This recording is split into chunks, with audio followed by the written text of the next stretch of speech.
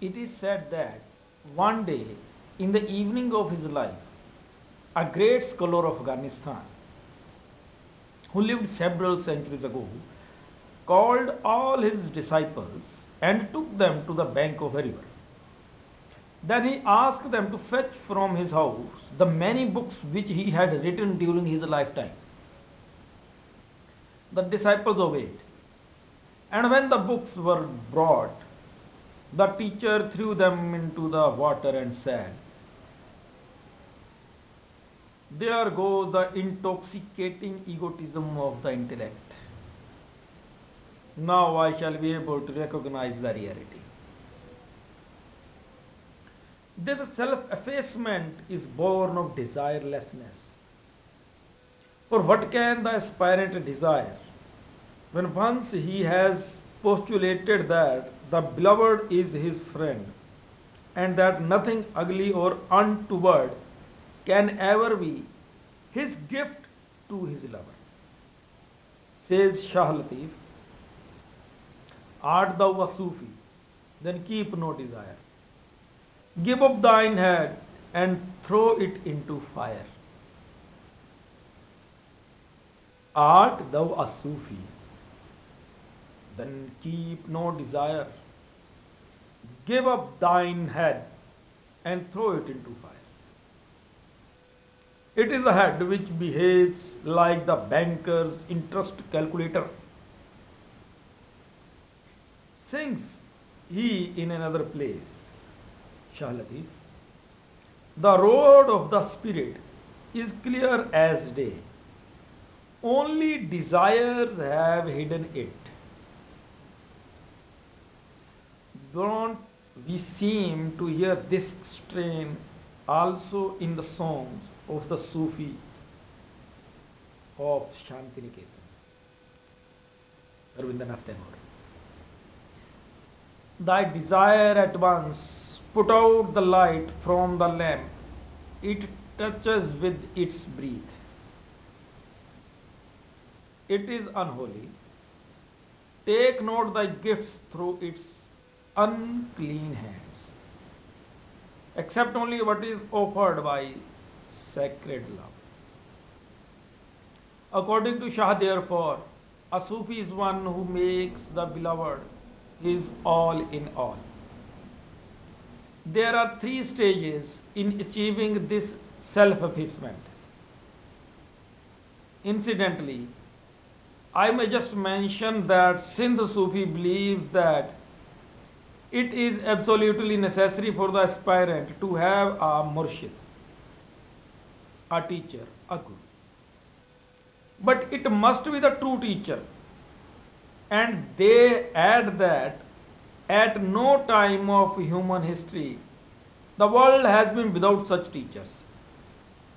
According to them, the number of such teachers is 40, which number is always maintained, and it is they who carry on the inner government of the world. 40 teachers. The first stage, which may be called the stage of affirmation, is when the individual says, "I am." Stage of affirmation means when a person used to say, "I am. I am this, that, and other things." That is when he is always in identifying himself with the species. Safer. Shah Latif calls this the stage of kasrat, variety. For the seeker is lost in the maze of the many. What the Sufis call tilsam.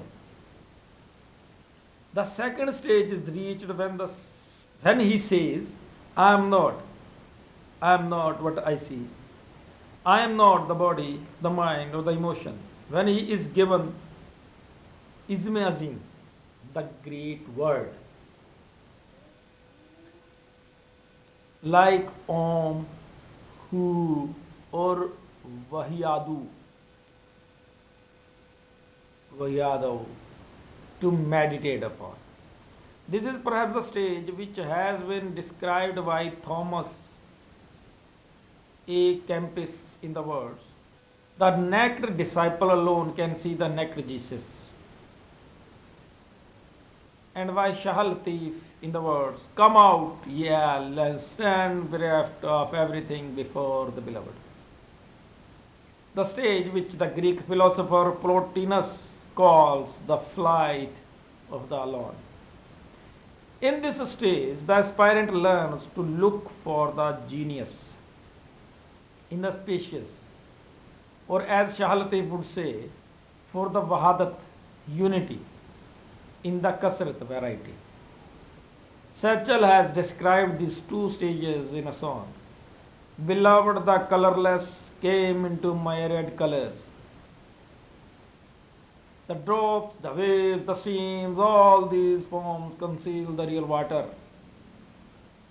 One is the seed, thousands are the green leaves, myriads the fruits and branches. Originally there is clay, but the potter's pot carries numerous names. Originally there is sugarcane, many sweets are put its many forms. Gold is one, ornaments are but its forms. But Dalpat goes one step further.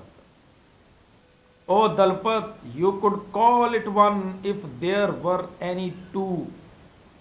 When there is no two, the word one cannot be used. There is nothing except one. So what is the need to say one? Great. The third stage is when the aspirant exclaims, I am all. Then he sees that the text I am is writ large on the face of the universe, in the song of the morning birds, as in the whisper of the tree at midnight, in the heaven and circling sun, as in the pearly dewdrops on the petals of the sunflower, in the cry of the newborn baby, as in the symphony of the shining ones, in the resounding and rushing rapids of the Niagara Falls, as in the tiny shy blade of grass, in the silent heart of God, as in the eloquence of the poet, whose lips have been touched with fire, and in the shadow of the inner rapture on the radiant face of the sea. It is when the aspirant has attained to this stage that he exclaims in the words of Elizabeth Browning, earth screamed with heaven, and every common bush afire with God. But only he who sees takes off his shoes. But only he who sees takes off his shoes. One can only feel the mystery of the I am, for who dare describe it, says Sami. The dumb enjoys the sweets, can he speak? Or, as the book says, those to whom is revealed the knowledge of God, they are made dumb. Now, what has happened between the first I am and the final I am? The same thing has happened in the case of the madman who wandered from morning to the evening in search of the philosopher's stone, which transmutes baser metal into gold. The story goes that there was a madman who was once seized with the stinging desire of acquiring the alchemist's stone. So one day he set out on his search. He wore a belt of copper, and whenever he saw any stone, he would pick it up and rub it against the belt, in the hope that the later might shine forth as gold. Days and weeks, months and years passed in this way, but without any seeming success. Then one day, when he woke up from his sleep, he saw that in one corner the belt had become golden. But what particular stone had done the miracle, he could not say. And yet it was no one stone, but the cumulative result of the rubbing of all stones that had brought about the consummation which Hermin devout wished for by the madman.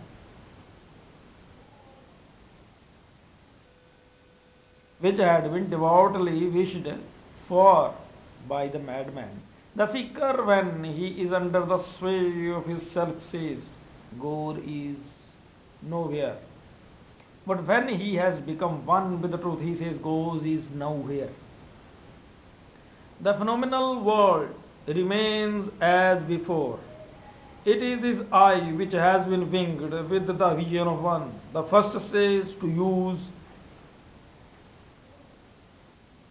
phrase, the majesty, had been outlawed and outcast. The individual depending on himself as the very center of the world, but in the final stage he leans as a friend on this very majesty. The mystery of the I am is like the interminable series of the skinny chords of the onion.